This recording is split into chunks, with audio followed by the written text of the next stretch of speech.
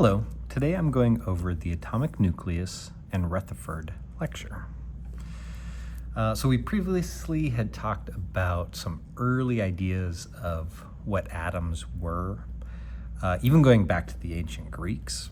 But now we're getting more into our modern times. So this is within 120 years ago.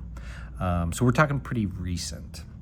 And it's the early 20th century, and we're still trying to figure out exactly what atoms are made up of, but we keep getting closer and closer.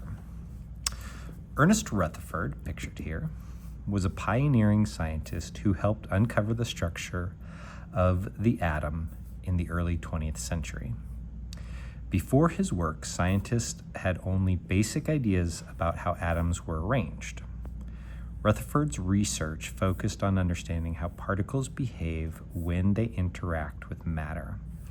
His discoveries led to a major shift in how scientists viewed the atom. So he's going to have experiments, and those experiments are going to, based on the outcomes, are going to give him more information about how the structure of the atom looks. Before Rutherford's model, the most widely accepted idea was proposed by J.J. Thomson. So this is J.J. Thomson's model of what an atom was. So at this point, they knew that there was positive, negative charges, but they didn't know how these charges were arranged or spread out, or even what was responsible for those charges. Thomson suggested the plum pudding model, where negatively charged electrons were spread evenly throughout a positively charged sphere. So that's what we see here. We see a sphere. This would be, in his model, the whole atom is this orange sphere, which is positively charged evenly throughout this sphere. And then within that sphere, he said there were negatively charged particles. That was his model of the atom. That's not how the atom actually looks or what the model is, but it's at that point what they knew from the evidence. This meant the atom was thought to be soft and uniform with no concentrated center, so no nucleus. Scientists accepted this model because it explained some experimental results at the time. So again, they're using experiments and getting results from experiments, and at least at that point, it suggested a model like this. Then we get Rutherford and Rutherford's experiment. Rutherford tested this idea with what became known as the gold foil experiment. In this experiment, he directed a beam of positively charged alpha particles at a very thin sheet of gold foil. So you've got your gold foil sheet, you've got some radioactive source here, radium, shooting alpha particles straight towards this gold sheet. Now, most of these particles will pass directly through this sheet, that was predicted, and just go straight through without hitting anything, being detected in a straight line on the other side. Some would have minor deflections. But the detector went all the way around, so if any got deflected at an extreme angle, that would be known. What was expected from the plum pudding model was different than what they saw. All right, most of the particles passed straight through, but some were deflected at sharp angles. A very small number even bounced back towards the source. So because some bounced back or at 90-degree angles very sharply, a small but significant number, that told them that Thomson's model here could not be accurate.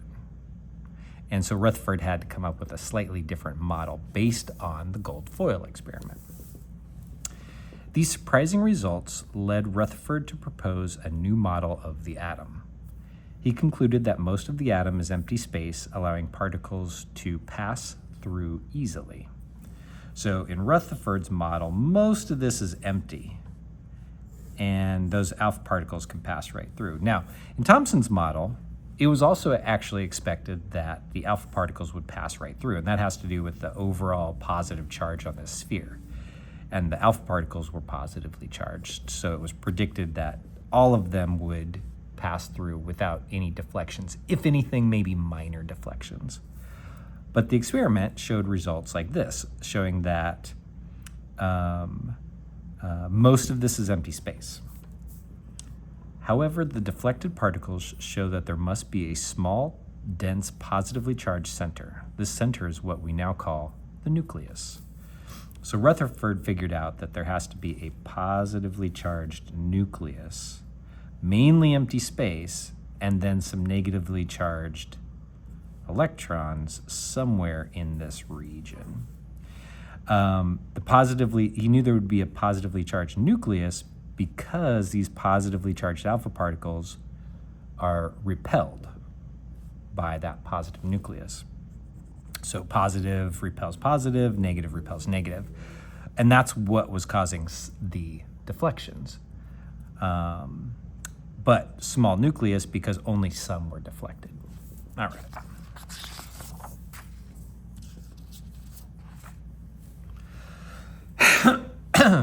Rutherford's model was very different from Thomson's earlier idea.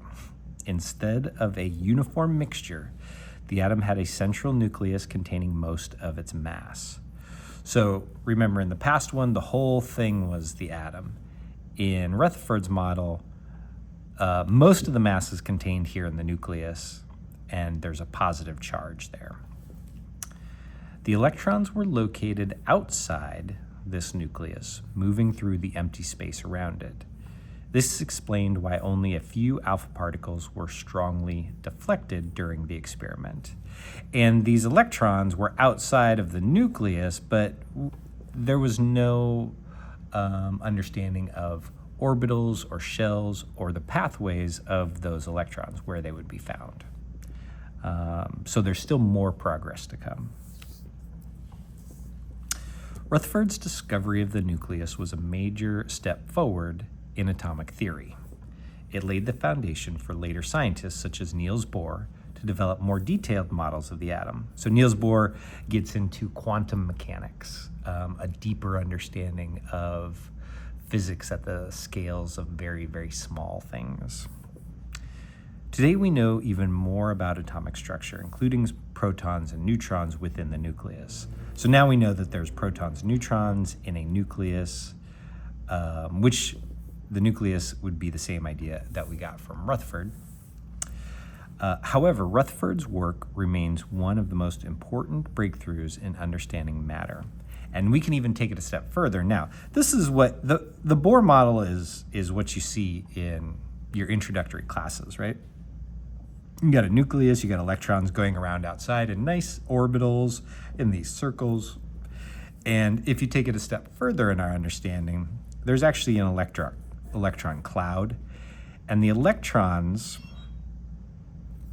well, okay, the electrons are there and they're not there. So this is actually a cloud of where the electrons could be or would likely be found. To understand what's exactly going on with the electrons, you need to get more into quantum physics. But this is a cloud of probability of where the electrons will be. All right, if there's anything else, let me know. I hope this helps. Thanks.